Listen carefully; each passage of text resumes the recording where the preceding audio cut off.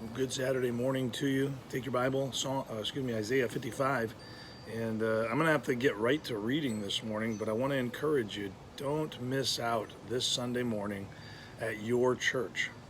The Journey Baptist Church has a 9 a.m. Bible study, and then it has a 10:15 a.m. Morning worship and live stream. That's the only live stream service on Sunday. But I want to encourage you, be in the house of the Lord where you can learn more about the Lord. I'm really excited about the passage we'll be going through.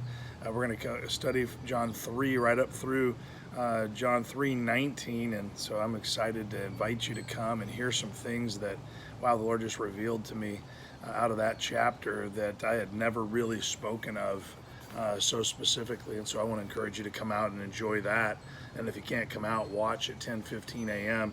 Isaiah 55 is really important for the believer because it talks about when God makes a covenant, what he does with his covenant. If we're willing to be obedient to him, he is willing to pour his blessings into us or direct our paths to where his blessings are.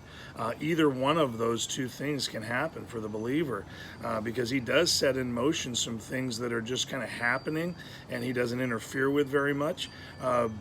But he can direct the believer to those places where the blessings are flowing the greatest if we will obey him and trust him, if we'll call out to him. So listen as I read this. I'm going to bounce around in the chapter. I encourage you to read the whole chapter 55 for yourself. But verse number 1, it says, "Ho, every one that thirsteth, come ye to the waters, and he that hath no money, come ye, buy and eat. Yea, come, buy wine and milk without money and without price. Wherefore do ye spend money for that which is not bread, and your labor for that which satisfieth not? Hearken diligently unto me, and eat ye that which is good, and let your soul delight in itself in fatness. Incline your ears and come unto me. Hear, and your soul shall live, and I will make an everlasting covenant with you, even the sure mercies of David." And just catch that. It's like, hey, if I make promises to you, I am the one that will fulfill them. You just do your part and I will do mine. Why are you going where the blessings don't flow? Why don't you come where you know I've promised they'll flow? Verse number 4 says, "Behold, I have given him for a witness to the people, a leader and a commander to the people. Behold, thou shalt call a nation that thou knowest not, and nations that know not thee shall run unto thee because of the Lord thy God, and for the Holy One of Israel, for he hath glorified thee." And you might be thinking, well, we're not Israel. Well, you know what? God has a covenant with every single believer. He is no longer a national God that if you're in this nation where God is being worshiped, then all the nations around it will flock to it, although those principles are still in play. He's talking about the individual believer. Can you imagine the individual believer in their home being the source of blessings that people come to?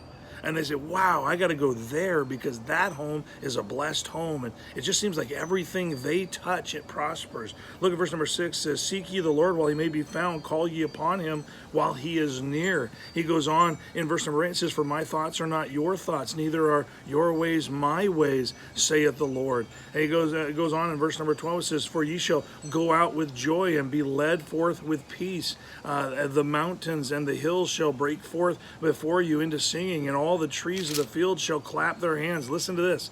Instead of the thorn shall come up the fir tree. Instead of the briar shall come up the myrtle tree. And it shall be to the Lord for a name, for an everlasting sign, that thou shalt not be cut off. And so we see this powerful display of God proclaiming to everyone that he can be trusted. If you'll come to him, he will pour his blessings out. If you'll walk with him, he'll guide you to where the blessings are. And it'll seem like, wow, how come weeds don't grow in your garden when you know they do? It's just he's blessing more so the weeds don't show as much.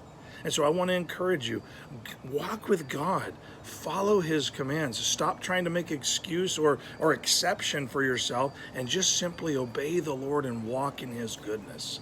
I hope that helps you have a great day.